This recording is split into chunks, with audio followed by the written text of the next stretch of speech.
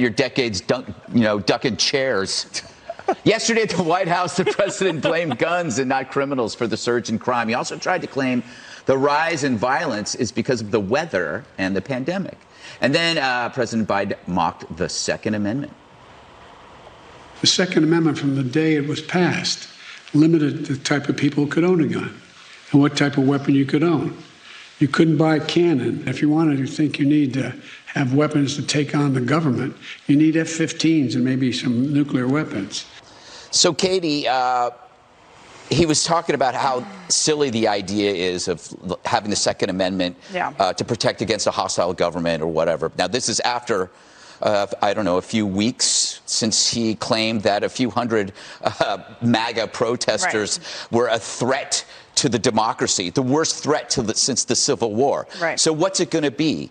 Well, he's trying to say both, right? So yeah. He's trying to say, A, he's threatening gun owners that if you dare to exercise the Second Amendment or stand up for your rights, then the government may nuke you, which is a weird position to take. And then at the same time, he's saying that people who were unarmed and didn't have F-15s or nuclear weapons who went to the Capitol on January 6th are also capable with nothing to take over the government. So that argument doesn't fly. But when it comes to what the argument he's trying to make, he's very out of touch with the current situation when it comes to firearms. First-time buyers last year, 40% of them were women. More than 50% of them were African Americans. The left is losing this argument. They're trying to continue this narrative that the only people who buy guns are white supremacists. That's just not true. It's borne out by the data. And the bottom line is that they are buying guns, if you ask them why, to protect themselves from criminals, because all of these people who are in charge in Democratic cities are taking away their police. So they're their last defense, they're their only defense, and they're trying to make sure that they exercise their rights because they're under really tough situation with the crime right now. You know, Jesse, last night we saw an attack on a police station after drug dealers were arrested. I think that was in North Carolina. Am I right? Yep. So these are things that the Democrats ignore, but and as they release looters and decide that they're not going to charge people who were rioting. But the good news is we were able to sentence a grandmother. Did you see that? We sentenced a grandmother? Yes, we sent an Indiana grandmother for entering the Capitol on January 6th. We did. Yes, to 120 hours of community service. Oh, so she got 120 more hours than Hunter Biden did for violating his gun law. Exactly. Geraldo said she had it coming. God, you are tough, Geraldo. No, think about it. Hunter Biden violated the same gun laws. 10 years in prison, a felony. Yeah. And nobody's talking about but it. But at least we got that grandmother. Tolerance. Right. So when Joe Biden says the F-15 thing, that's a straw man argument he got from Barack. Remember, Barack always said, what do you need a bazooka for? You do that because you're trying to make the other side look crazy. Right. You're crazy if you want to protect yourself. What do you need a bazooka for? No one needs a bazooka. That's the point. You just fell for the straw man argument, Geraldo. Speak for yourself. So they'll defund the police, trigger a crime wave, and they say, what do you need a gun for? Or they'll bail out deranged homicidal maniacs. Well, what do you need a gun for? The McCloskeys, they get a rifle. BLM comes to their hood, starts yelling at them. They get indicted by a Democrat. We need guns because we don't trust the criminals and we don't trust the government. Not necessarily in that order. We rely on ourselves, and that's why the Democrats don't like that. We're self-reliant, and we don't rely on them. The best thing about the McCloskeys, they had to turn in their guns. The moment they turned them in, they went and bought them. They got a bigger one. More. That's an American, Geraldo. I think the issue here is they can't identify the problem because that goes right back to the cause, which is their policies.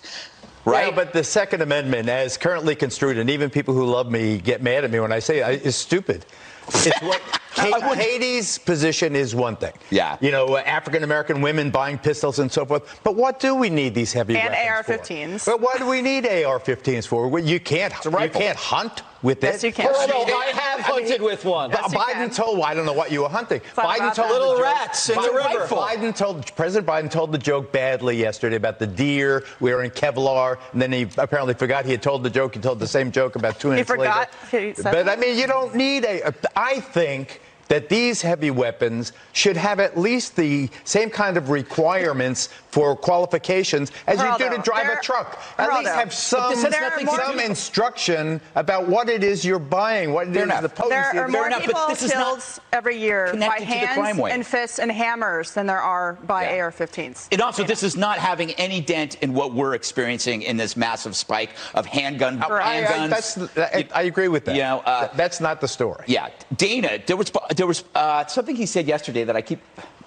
Remember he was saying that there are criminals living under bridges? Do you remember that part? And that was part of the problem. The criminals living under bridges, and we need to figure. Also, we need to have community programs for summer jobs. Yes, there you go. That kind of thing. Yeah. And he said that they need to be busy and they need to be not on the street. Like, well, they were kept out of school for a year. Yeah. For example, what was that all about? Good point.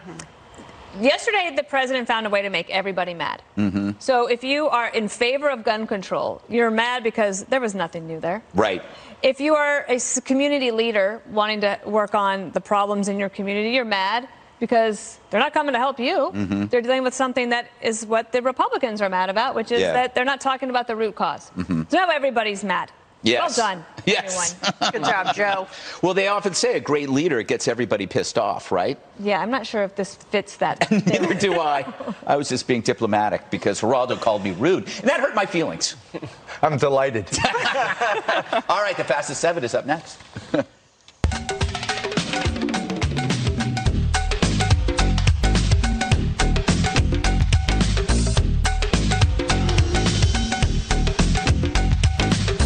At Safelite, we have